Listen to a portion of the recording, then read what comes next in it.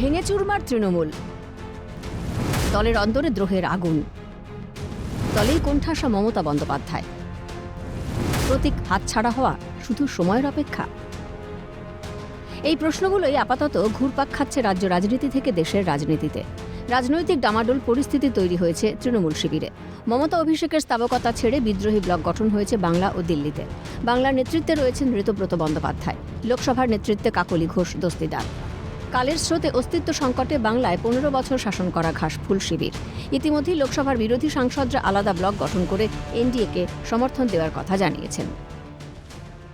আমরা বাংলার ডেভেলপমেন্টের জন্যই কিন্তু এই ব্লকটা আমার মনে হয়েছে যে এই জায়গাগুলো আমাদের উদ্দেশ্যই তাই যে আমরা দেখতে পাচ্ছি যে আগে কাজ আটকে যেত, এখন আমরা ডাবল ইঞ্জিন সরকারের কিছু তো সুফল পাবো এবং তার সাথে যেটা ব্যাপার হচ্ছে যে সিকিউরিটির জায়গা, বর্ডার আপনারা দেখেছেন যে কিছুদিনের মধ্যেই ল্যান্ড দিয়ে দেওয়া হয়েছে, সেটাও আমাদের দরকার।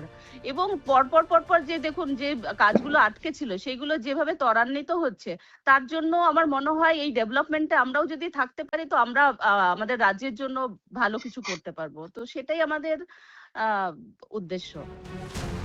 প্রত্যেক বিদ্রোহী সাংসদের মুখে উন্নয়নের কথা, আর এই সব বক্তব্য থেকেই স্পষ্ট শুধুমাত্র রাজনৈতিক স্বার্থে কেন্দ্রীয় বঞ্চনার অভিযোগ তুলতেন মমতা অভিষেক। রাজ্যপাটে থাকার কারণে নিজেদের বক্তব্য তুলে ধরার সৎসাহস দেখাতে পারেননি বিদ্রোহীরা। কিন্তু জামানত জব্দ হতেই বঙ্গের রাজনীতিতে সৌজন্যের নজির সৃষ্টি করেছে বিজেপি সরকার। মুখ্যমন্ত্রীর বৈঠকে যোগ দিচ্ছেন বিরোধী সাংসদ থেকে বিধায়করা। এটাই তো সুস্থ স্বাভাবিক গণতন্ত্রের জন্য কাম্য। কিন্তু শুধুমাত্র ব্যক্তি স্বার্থে বঙ্গের রাজনৈতিক সংস্কৃতিকে রসাতলে পৌঁছে দিয়েছেন মমতা বন্দ্যোপাধ্যায়। তাই জামানা বদল হতেই স্তাবকতা ভুলে ভুলটাকে ভুল বলতে এখন কুণ্ঠা বোধ করছেন না বিদ্রোহীরা। কার্যত স্বাধীন চিত্তে কেন্দ্রের সঙ্গে হাতে হাত মিলিয়ে কাজ করতে উদ্গ্রীব তারা। कोई पार्टी जिंदगी भर नहीं चलते, सब हर पार्टी जीतते हारते फिर से आते फिर से नहीं आते, लेकिन इस पार्टी का जो हाल हुआ ये मुझे लगता है इतिहास में किसी का हुआ नहीं। तो इतना क्यों हुआ? एक अगर पूरी शताब्दी राय गद्दार है, चलो एक तो गद्दार है, इतने लोग गद्दार, इतने लोग सेम बात बोल रहे, इतने लोग, कोई तो किसी का रिलेटिव है नहीं, कोई किसी का बाप नहीं है, कोई किसी का बहन नहीं है, फिर भी एक बात कैसे बोल रहे? तो जहाँ पे प्रॉब्लम है उनका तो प्रॉब्लम है ही, और ये प्रॉब्लम सब ने बोल रहे हैं अभी, तो सब इसलिए छोड़ रहे। अगर पार्टी का कोई सही डिसीजन हर टाइम होता, हारने के लिए सब नहीं छोड़ रहे, गलत डिसीजन की वजह से छोड़ रहे। একদিকে যখন বাংলার উন্নয়নের স্বার্থে তৃণমূলের বিদ্রোহী সংসদীয় ব্লক এনডিএকে সমর্থনের বার্তা দিয়েছে, ইতিমধ্যে সোমবার রাতে সাংসদ শতাব্দী রায়ের বাসভবনে মুখ্যমন্ত্রী শুভেন্দু অধিকারীর সঙ্গে চা চক্রে সামিল থেকেছেন তারা।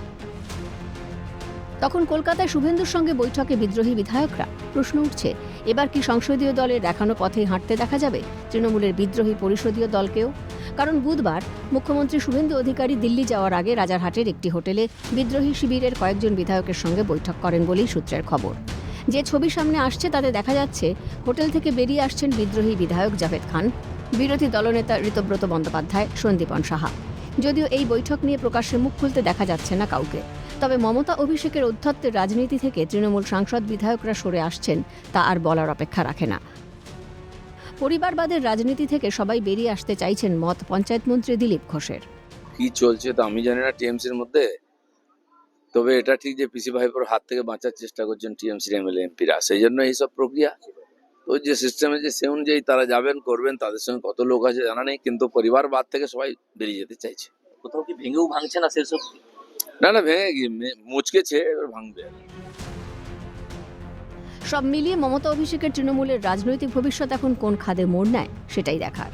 সায়ন্তন ভট্টাচার্য, খালিদ জামাল, শান্তনু সাহা ও অরূপ সেনগুপ্তের রিপোর্ট, ক্যালকাটা নিউজ।